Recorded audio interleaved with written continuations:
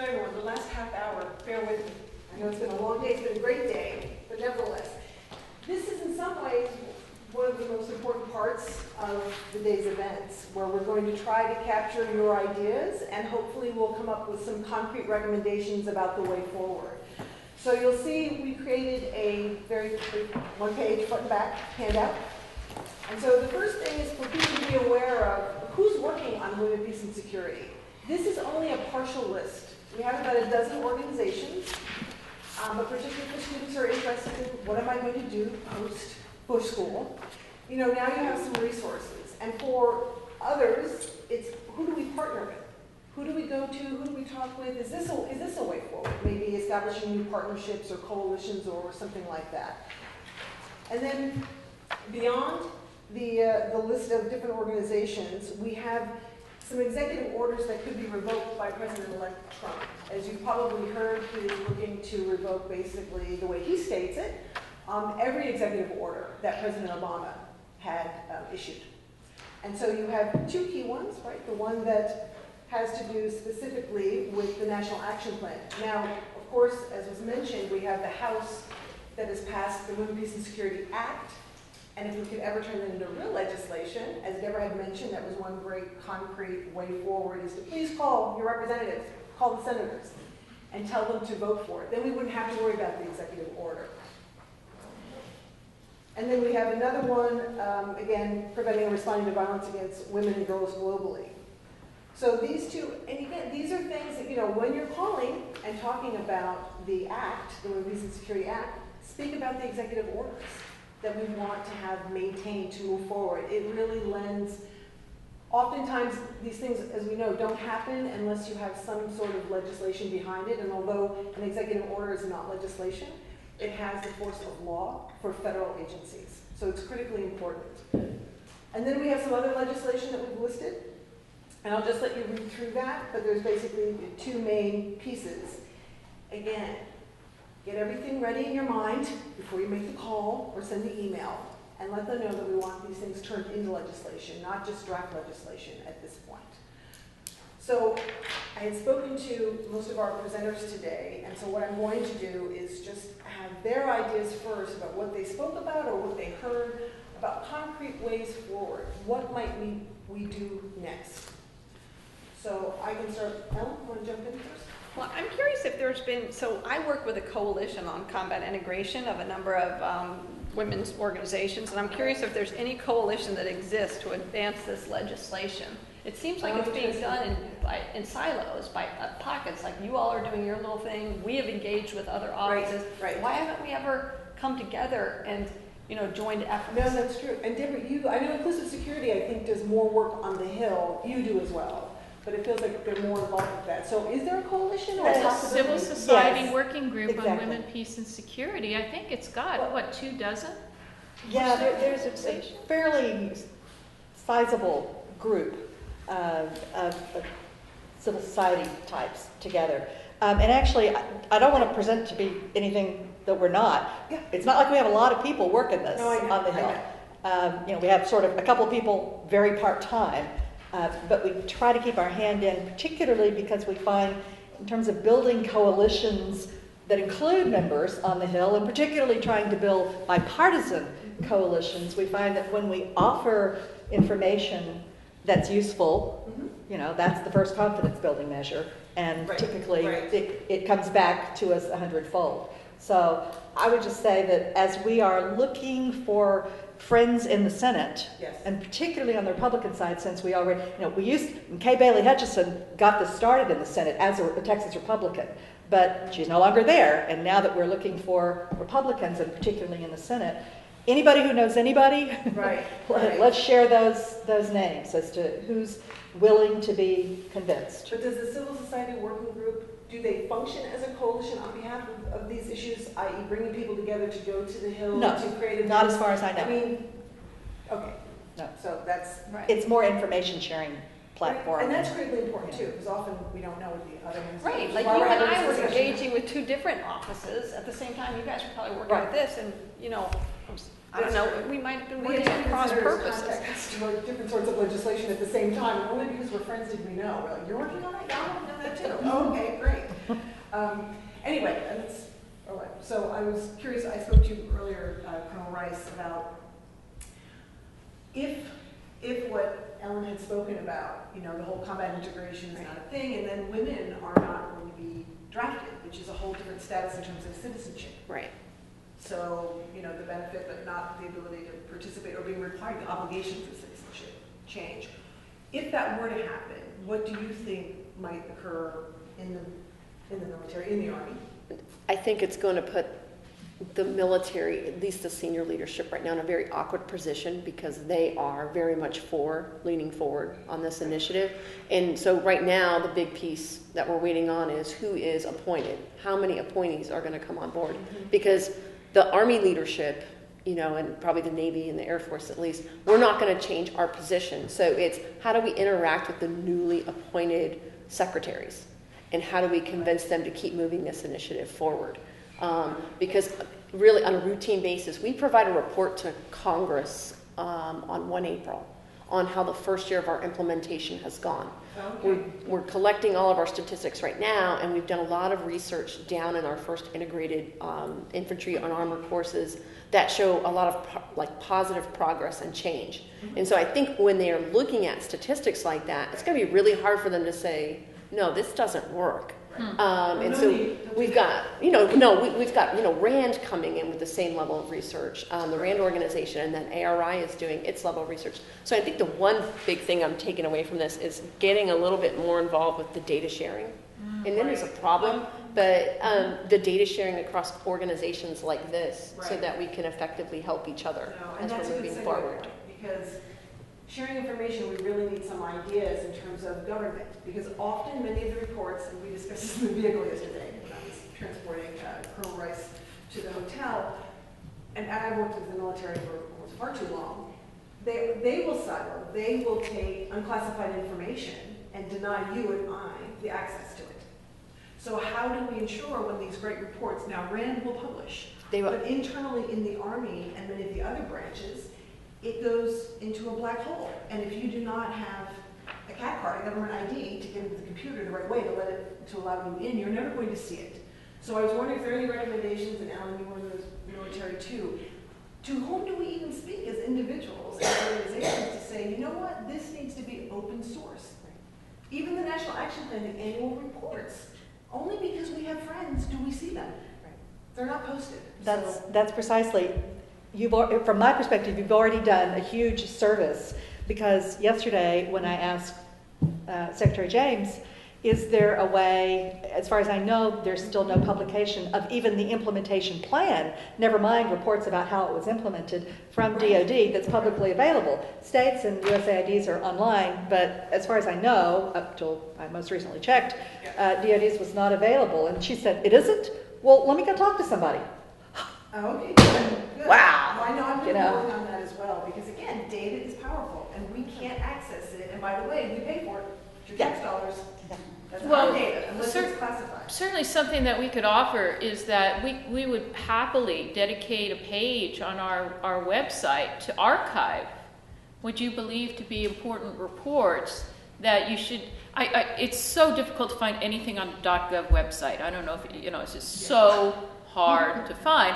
So if you want to make it easier to find, we'd happy archive it, and make it, do some search engine optimization on it and make it more available to researchers, even the general public, if you want. I mean, that is a great offer. I really feel like defense needs to address this and also have on one of their websites. You can find so much information you really don't even are interested in. And yet this, for some reason, seems to be close hold, and I cannot understand why. Particularly, they are having a degree of success. So anyway, that's something to work forward on. And so, in looking at this, a lot of times if you just put in a FOIA request for information, if there's no reason to allow it, they will put it out there. So a lot of the studies, a lot of our studies are actually, they're out. We didn't even know it. A lot of the studies are actually publicly, they're out there on the web. They're out there for access. We started looking them all up. The only thing that we haven't released thus far is what the Army Research Institute's doing, because it's ongoing data collection. And that's fine. So. But again, where is the webpage? Even when we speak to the people at the Pentagon, the two whole individuals who are responsible for tracking the implementation of the National Action Plan. We need to know there are 2 for DOD. DOD has millions of people in it. 2. There is no one-stop shopping, and this is a thing. And it's building a constituency for the military. That's the positive part. So, I If mean, there's something that needs to be classified, that's different. Fine, No, classify it. absolutely. But if it's unclassified, we need to know we're getting our money's worth, and I believe we are. It's a good story. Yeah, definitely. So, I have a question for the state side of it, Department of State and the international kind of development angle. Remind me, is there also a similar, whether it's an executive order or whether it's just an internal State Department policy, where women were now a part of, for example, with USAID, there's always the gender component of, are we inviting a sufficient number of women when we do development? Are we including, women is one of the components, from my understanding, I just don't know what the source is. And so to what extent is that something that's sustainable across administrations? Are you talking about like for international visitor programs or? No, for- like international development. So that's all an our internal foreign policy. aid. At USAID, I can speak to. Okay. So that is an internal policy. It's GEFE. It's gender equality and female empowerment. Right. And so, that's an internal policy that somebody would have to undo, and I doubt they would. It's taken them a long time to get there, even though they're development people. I thought maybe it would have happened decades ago. But they do have a policy. They have, I can say, because I just was back there about a year ago. And 10 years earlier, when I worked on Iraq issues, there was one Office of Women in Development, and nobody talked to them, and they didn't talk to anybody else. And there was no gender integration at USAID. It was horrible. It was shocking. Because I'm going to Iraq, and we're telling them to integrate, but we don't integrate.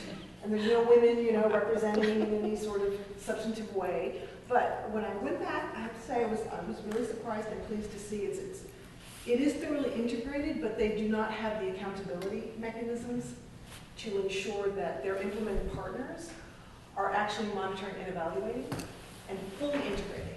You can't have a contract with them or a grant without that plan, that gender plan. Right. Okay. That's what So they're getting it, but it's an internal policy, and I believe State Department is internal to maybe through GWE. It's not legislation that requires them to do that. So that'll. But that's one of the things, and by the way, I forgot, I'm sorry, to pass around, but I will gladly pass around our little recommendations for the new administration. Ooh, let's part do of those, which, yeah. and it's bipartisan. We wrote it, published it before the election, but one of those things is exactly that sort of, here's step next, this is only a policy guidance. It needs to be codified, whatever it is in terms of. Right. Pass these around, kiddo. Yeah, please. Holly, get up and do Beverly, this. is there anything that you look at in the work that you're working on? I don't know, like next steps. Is there anything as a group, as individuals? How do we get the word out? How do we continue the It's on agenda? our website. I'm really here to get ideas from you all Okay. regarding No, that question. Yeah. Well, I have a couple of suggestions. Yeah. And again, this is really focused more on the international development part of our conversation because I'm woefully uninformed on the military side, so I'm learning a lot there. So a couple questions, but suggestions that are framed as questions is, when you're trying to deal with gender side or other gender issues like sexual violence abroad, to what extent are religious leaders or, if it's a Muslim majority country, religious leaders play a big role. Other places it could be tribal leaders, it could be clan leaders. But to what extent are those leaders being tapped in terms of being the implementers of some of these agendas and kind of getting their buy-in and then having them be the spokesperson for these gender-based objectives. And then kind of a corollary to that is the reason why I think that's a good idea is a lot of the things that we have on our agenda here are consistent with many Islamic principles. It's just that if it's communicated from a Western spokesperson who's not Muslim, then it's interpreted as external, when in fact it's not inconsistent. And you just find the right people within Islam and the thought leaders, and then they become the spokesperson, and they can then frame the argument of why you shouldn't do FGM, or why you shouldn't marry daughter when she's young, or why you should educate your daughter. Because I've heard, everything we've talked about, I've been at Muslim conferences where they say exactly the same thing, but they'll cite religious text and go, this is why we should do the same things we want here. And so I guess it's a recommendation and question, which is to what extent are we leveraging those thought leaders? Particularly, I'm just talking mainly about Muslim majority countries.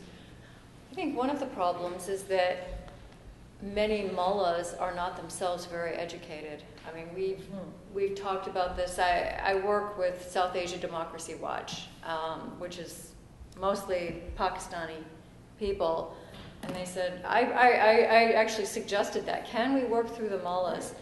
And they said, oh gosh, no, don't go there. They said they don't even know their own Islamic tradition.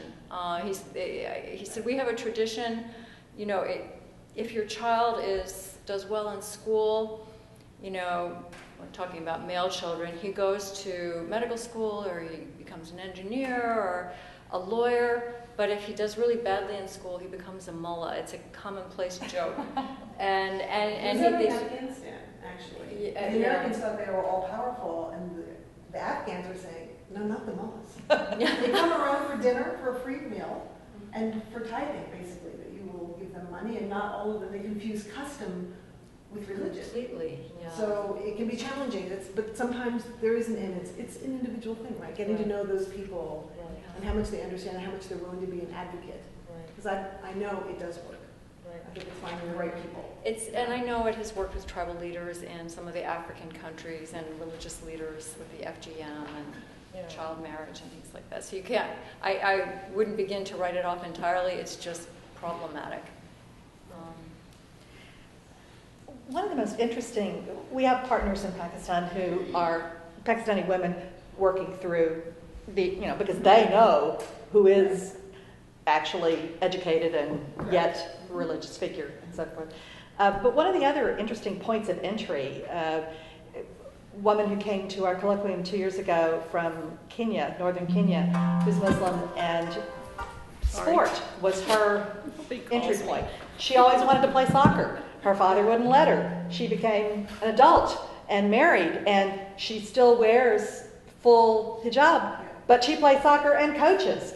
And she said through her soccer teams, one by one, the girls come, and the fathers who wouldn't let them at first and eventually grudgingly agreed, now come to her to say, I understand that the children, boys and girls who play on your teams make better grades at school. Will you teach my child soccer? And through that, she has begun to approach FGM, which she doesn't call that. She uses other terms, which everybody knows what they mean, but it's culturally okay. And those kinds of, symbiotic subjects that allow us to address the issues, it seems to me, are very promising. But it takes getting into the culture. It takes the local partner. Years. Right? Natalie, is there anything in the work that you're doing when we think about, in the U.S., keeping things on the front burner with Congress or other people of influence? Well, I will say I completely agree on the local leadership and when you're working within sort of the regional context. I will say, and maybe this isn't something new, but I think forums like this that really look at the issues from a holistic perspective are really important. So in my world, I think of women, peace, and security within the development context and within the countries in which we work. This has been eye-opening for me to understand the military perspective, and I think it gives me the opportunity to think a little bit more about, as we approach various initiatives and advocacy efforts, how we can integrate all of those who are working towards the same goal. And I don't think we do that enough. I mean, we try really hard, and I gotta say those working on women's empowerment in whatever capacity are probably one of the best at it, but we still work in silos. And we still work, sadly, especially in the nonprofit sector, in competition with one another. And as I said before, no one individual is going to tackle an issue in its entirety on their own. It really takes a village.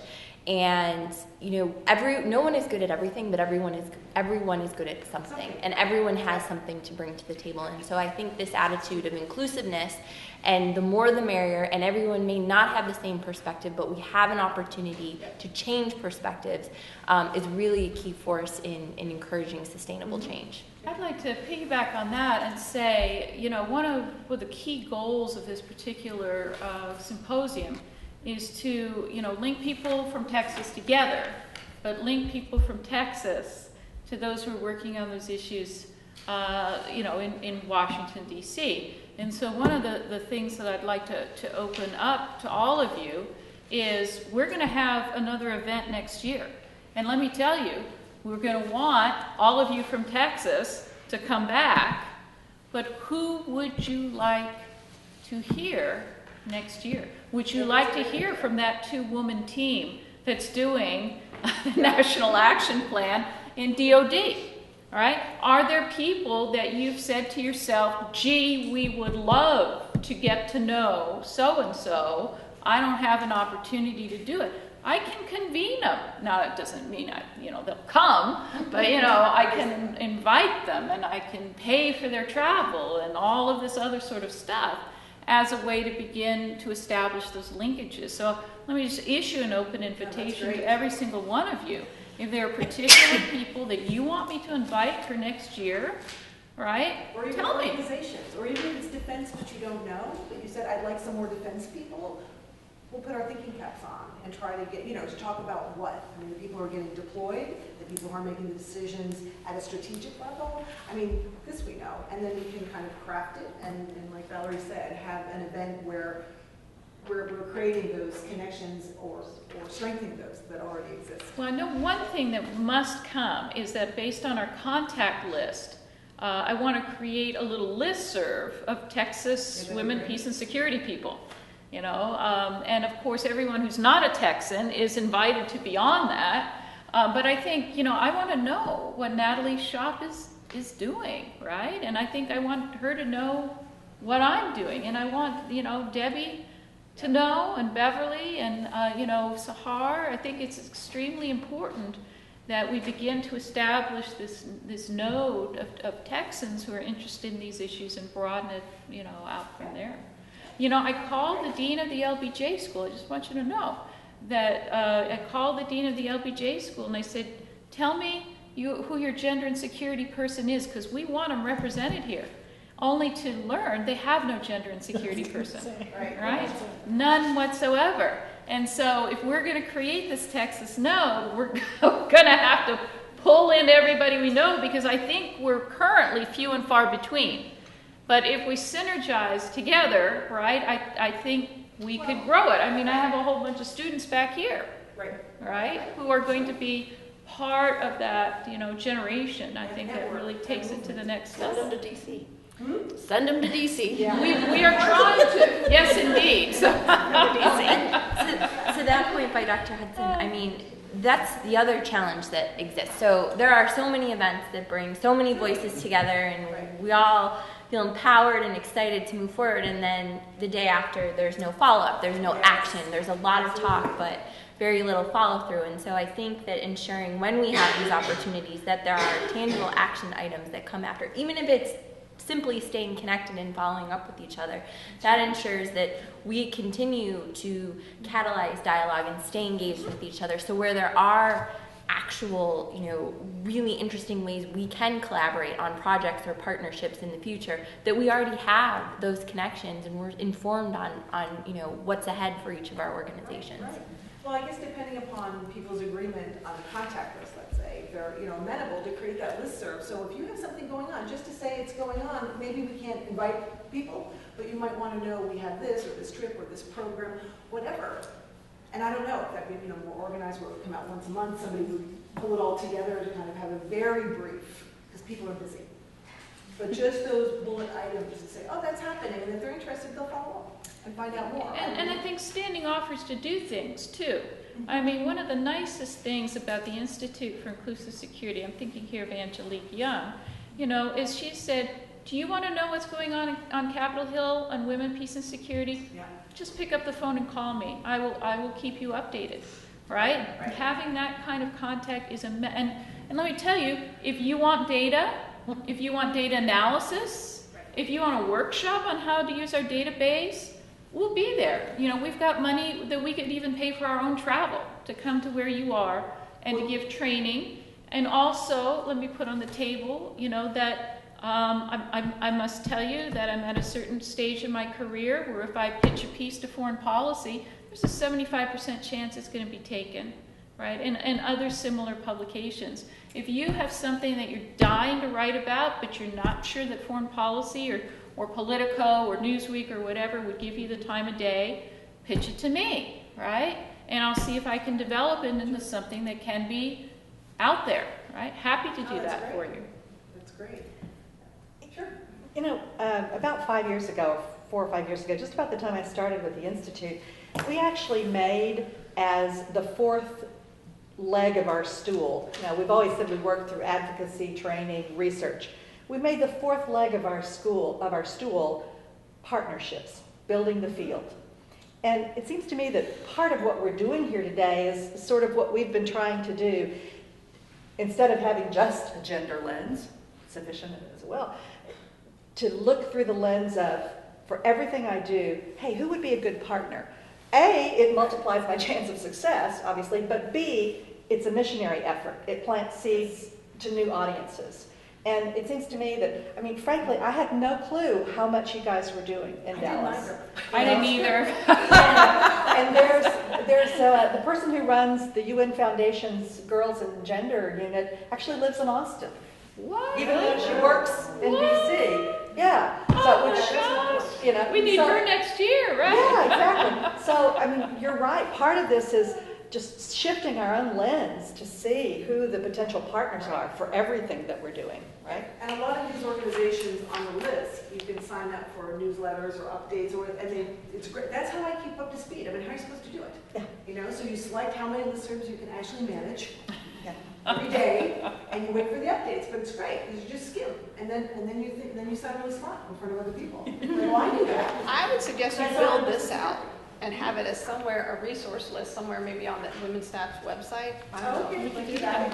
Yeah, keep adding, build it out, and then even put phone numbers and contact data. Mm-hmm.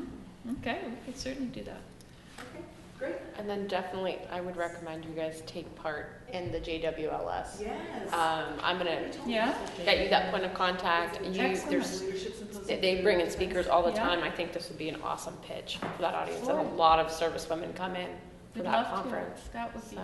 awesome, Christine. And actually, there are other things going on in defense where we could get a seat at the table, just to inform people. Because I'm just thinking about like Infosys through I'm doing some work with the Navy right now, and they have an annual event for naval flag officers and people with stars, and SES, which is the civilian equivalent. And so I attended the last one whatever it was, in May. It was so interesting because they had an event in the evening for women only, which was kind of curious. But I thought, great, I'll go, because I wanted to meet all these female admirals. I was like, because I normally work with the Army, so Navy's new. I'm like, Navy, let's figure out Navy. And we sat there, and it was just, I mean, it couldn't have been better, because the topic for the happy hour was women, peace, and security, and the National Action Plan. And most of the women there had no idea it existed. And so they were getting to, so again, but these are some, forum, and there's other things going on that actually would be great to bring in some civilians to speak to the military as well. Yeah. And something, a principle is that a lot of people in academia, like myself, say if you've said it once, that's enough, right? But what you discover in the policy world is you kind of have to keep saying it over and over and over and over till you get to the point where it's just kind of in the air, in the water, and it's taken, as a foundational principle. So, I'm exhorting myself as much as anyone in the room, but I think if we're given the chance to present this kind of information, even though it may be the 50th time we've presented the information, I think it behooves us to do it, to keep doing it, right? Absolutely, yeah. Great. Anybody, any students, any ideas about what you would like to see, what would help you, or how we might continue to push the WPS agenda forward? I do have a point, and it comes from our experience in crafting and brainstorming the agenda for this conference, actually, back in the spring. And one of the things we kept running into was kind of finding this barometer of what representatives were representing women's issues, who was doing what at what time. And that was something that I know I found to be difficult, is digging up research on who was doing what and who's implemented what. So I'm wondering, especially with this draft legislation, I'm wondering if we could craft, or there could be some sort of POC to kind of make an informal barometer, if you will, of what's happening, what conversations took place when. And I know that's really... Are you talking about on the Hill? Yes, yeah, specifically on the Hill and Beltway. Security or something like that? I mean, I think you keep pointing to. Yeah, no, not specifically. When poking around on websites, I'm always interested to see if you know who the champions are of women, peace, and security. And of course, all bets are off every 2 years, but at the same time, there are people that you can follow. And then, if you have the bills where they do the update, you can go in anytime and look at the status. I don't know if there's any way to set up an RSS notice or something that would ping you as opposed to you having to go in. But So we don't, at SWAN, Service Women's Act, we work with other organizations, one of which is the ACLU. The ACLU has a full-time team of paid lobbyists, and they do exactly that, especially on any women's issues that they follow, like combat integration. So they have every member and where they stand on combat integration. So to help us know what offices would be friendly, which offices are neutral, which offices we could potentially, we should be in and talking to.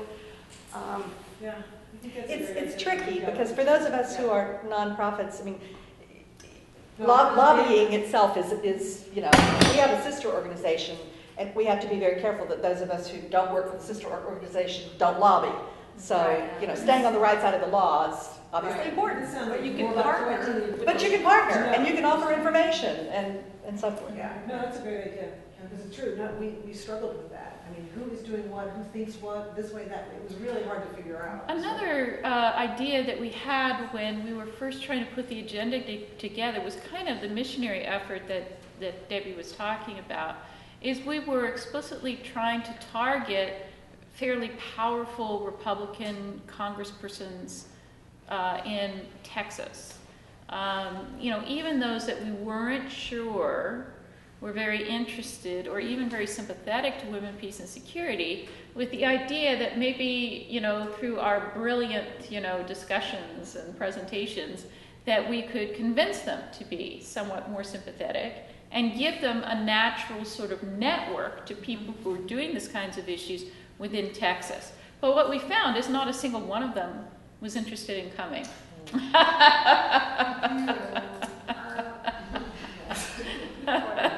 who knows? It could be too the season. We're trying to. It's true. It could have just been the election season. It's a great time before Thanksgiving. After the election, everyone would be settled down, but they're not. And even if the Dems had won, they wouldn't have been. So that could have been it as well. So I'm curious, and Natalie, you might be more familiar with these circles in Dallas and in every urban area there is have we tapped this for the Texas context? Kind of the women who are from, whether they're affluent or influential families, who are very active in the philanthropic scene. I mean, in Dallas, I know there are these circles, the Women's Council, or there's organizations, and although they may not have women in security as their priority issue, I think that they are a potential ally that if they're educated and informed of it, because they generally are organizing around the affinity group of gender for themselves, they might find that as a cause to take on, especially when they hear your data and your information. Because I don't think people know that. I mean, it's not intuitive. It's not something that, unless it's your issue, you don't just know it.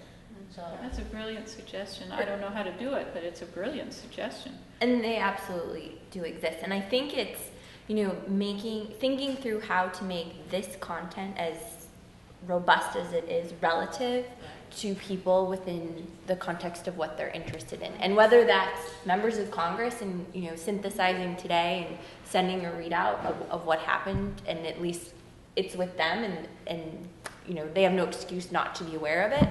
But likewise, looking at who is very engaged in, at least within the Texas community, and synthesizing, what we have focused on in a way that speaks to their interests, and building that bridge so that more and more people understand that women, peace, and security, it's really not a niche subject area, and it's really something that every single person should be concerned with, because it touches nearly every facet of our own security in this country and abroad. No, I'm glad you're saying that, because for any students of mine in the audience, I beat them over the head all the time, saying, know your target audience. It's not what we have to share. We all know a lot of great things. But if you're speaking the same speech to diverse audiences and it's not resonating, which often it doesn't, because they're just not interested, or you didn't frame it in a way, and I believe everything can be framed in a way to speak to an audience, that particular audience, to just try to understand their perspective and how they might come at it, so that they'll at least listen to you. They don't have to join in and support, but they can hear what you're saying and understand you. So have you all made any effort to go around and visit every representative in the state of Texas and deliver your first briefing? Well, no, honey, absolutely not. It's a good idea. But yeah, if they saw We tried to get them to here so we could do Yeah, that. but it's a lot harder to bring them here than it is to go and make it an hour-long appointment in their office. Yeah. Especially for constituents. Yes. If you are a constituent, Right. they Yeah. will let you in. So we've brought a number of servicewomen to the Hill and made them appointments in their representative's office, and they get appointments. And so they go in, and No, that's a good idea. especially for your students, you could have that as a task for your students to deliver that briefing to them. Yeah, There you go. that's a great idea. And I was actually going to piggyback on that, and something I wanted to talk to you about earlier anyway was, I love the fact that the women's stats slides, just the ones that you showed so briefly, are so fabulous. And it occurred to me that, for example, the Foreign Service Club of Central Texas that I belong to, which is, a bunch of retired foreign service types, but it's also a bunch of other people who are interested in policy. They would love to have one of your students as a speaker, I think. Yeah, all right, we can make that happen. They have no money, so yeah, you would have to pay your own way. But you can stay with me. I have a guest room. We have a little money, we can throw at that, yeah. That's Sign it. You guys have so much here that needs to go out, whether it's to the representatives or whether it's to, a lot of these people are retired ambassadors. They have contacts still, Everybody has a network. Everybody's got a Everybody has a network. network. So this is work in the network, right? Right, well, That's a great we'd idea. love to come to your club, so pencil us in. Any other ideas? Yeah, please. I was just thinking of one of the most need-based target groups, and probably most receptive would be students. I don't remember ever, undergraduate level maybe a little bit of gender issues, but even high school, middle school, elementary school, these gender issues aren't being really discussed. I look at education policy and I know it's very difficult to change or to implement anything, but the people that will bring women, peace, and security into the next generation and make these cultural changes are these receptive groups, especially young men. No, you're And coming to a school where we study security issues and development issues related to gender, men aren't engaged mostly in that. That's true. In that That's a great discussion. point. So how can we target Right. the rising generation more? I know we're trying to fix current situations and make policies so that this next generation can grow up and continue this tradition. Right. But what are we doing right now to feed them No, this that's essential true. knowledge? No, the educational part. Yeah, because there was a cadet at West Point a couple of years ago. I don't know if you met him, Ellen. Anyway, he basically created a gender program at West Point.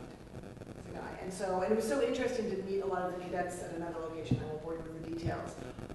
But those of us who are old, who are talking about these issues and just framing them, it was a very different audience to speak to, because we're used to speaking to people our age who have a very different, frame of reference. But it was something, and I was so pleased to see it, because that's undergraduate education, and that's at West Point. And it was a young male cadet. It was wonderful. So I have to actually reminding me to get in touch. But you make a great point about schools. There's a lot of audiences to prepare them to have the interest, to understand the importance, and then seek everybody else out and to really create a movement. Yeah. Anybody else? I'm not sure if what I say is really connected to the context you were discussing here, but because I know like most of the people in here are working with the agencies working back in like countries in Asia or South Asia, like Afghanistan, Pakistan, or other countries.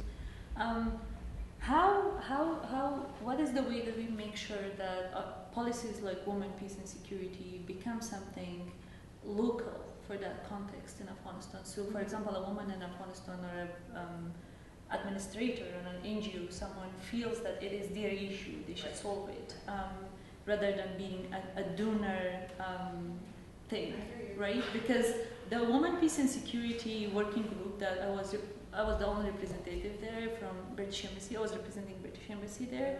So, but like I feel it was like me and the representative from US Embassy and others that we were like funding NGOs. We were the people like pushing. It was like somehow it was government and we were there to receive the report from government. It was not a two-way interaction and discussion over the issues because government was not pulling its own issue to solve it, but it was like to show the donor it's doing something. So what is, I don't know, like what is the way to make sure that those policymakers back in those countries? What would you like to have seen? I mean, when you're, when people, I know what I'd like to see is to ask people who live there, what do you think about this? Do you understand this? Let's read it together and let's have a discussion and you tell me what will work and what will not. That's how I work with my staff in other countries. But that's not the norm, and you're absolutely right. It's normally, let's all get together, all these outsiders, figure out the plan, and say, here, look at this great plan. Do you like it? Because if so, we'll give you money. And if you don't like it, well, you're not going to get anything. So I'm sorry to be so blunt, but that's been my experience out there. So I guess I would ask you, though, what might that look like to have it be different, to ensure that there are people who live in that community, in that region, in that country, to want to become engaged and to own it and take the ownership that's necessary, as we know, right, to really move it forward. So what are your thoughts about that? I believe because of the security reasons or something. For example, Women, Peace and Security Working Group is only few elites from Kabul with the donors meeting in the presidential office or UNOM office. It's not something, it doesn't look like people doesn't feel the ownership of it. Right. So maybe we go and work with like not high profile NGOs, but like local grassroots NGOs that they're like really in connection with people or go to school.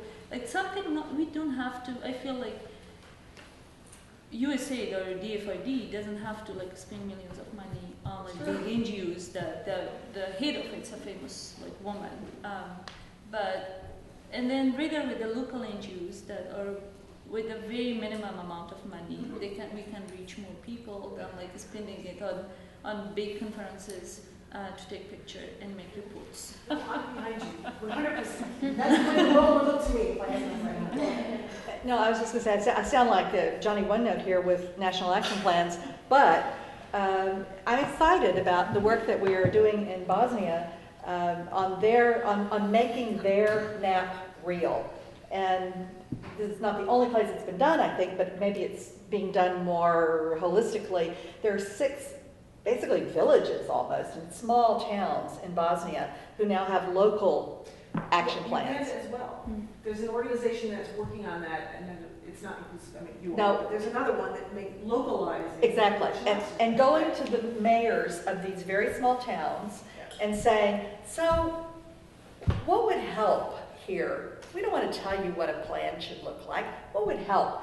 And we get things like, well, we really need streetlights between this place and that place where women walk at night. That makes a woman own it. When she sees streetlights go in and she's no longer afraid to go wait for the bus in the dark place, right? So, it varies obviously from place to place, but making it real by asking, and small towns are not a bad place to start because small towns, you can actually get an appointment with the mayor, and maybe the mayor is desperate for something for the next campaign, or whatever it might be. I'm envisioning a college station national action plan.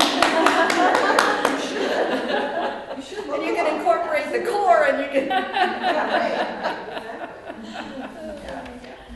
Great. Any other ideas? Just one request to Dr. Hudson. Would you consider making those slides that you presented, because you just presented it so compactly into a PDF that you could send all of us. Sure. So, I would love to post that on our website with full attribution. But that just makes the case so compellingly. And that would help the rest of us to get that message out. You should also, we filmed it, right? Yeah, Film that? we did film it, yeah. It's like less than an hour. Why not have the film, you speaking, explaining your slide in a little clip that I can then use? Yeah, that's You a bet, really we good can do idea. that. And We put it can up do on that. YouTube so other people can see it, and we can all post it on our Okay. websites. Yeah, no, that's a really good idea. Great. Any other comments back there? Students? We'll get started on this. I'll just, I've got a little list here, and I think Michaela took some notes, and obviously there's some action items, and we will be having another event in next fall, and so we'll see what we can do to move forward. Have you guys ever been to a Dakowitz meeting? Never. Then they're open to the public. You should come to. Really? one. I- But they can't, okay, but the next one, I've got the whole schedule, and I know exactly where the next one is, because I'm going to make a public statement, but you get 5 minutes to make a public statement. Is that right? Exactly, yeah. Interesting. But you get to, they're having a meeting, they're discussing. But I think if you throw something at them Yeah. and they feel like it is worth digging into, they will go around and actually look to study the initiative. And most of it's related to Department of Defense stuff, but that's part of it. I go to them, they're Anyway, thank you all for your time and your contribution.